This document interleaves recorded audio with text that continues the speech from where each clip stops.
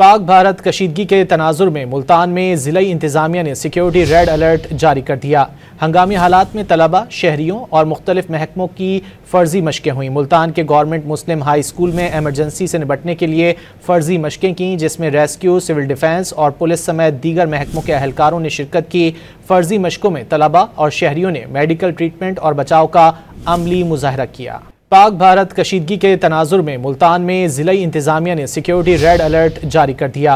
हंगामी हालात में तलबा, शहरियों और मुख्तलिफ महकमों की फ़र्जी मशकें हुई। मुल्तान के गवर्नमेंट मुस्लिम हाई स्कूल में एमरजेंसी से निपटने के लिए फ़र्जी मशकें की, जिसमें रेस्क्यू, सिविल डिफेंस और पुलिस समेत दीगर महकमों के अहलकारों ने शिरकत की। फ़र्जी मशकों में तलबा और शहरियों ने मेडिकल ट्रीटमेंट और बचाव का अमली मुजाहरा किया। पाक भारत कशीदगी के तनाजुर में मुल्तान में ज़िला इंतज़ामिया ने सिक्योरिटी रेड अलर्ट जारी कर दिया।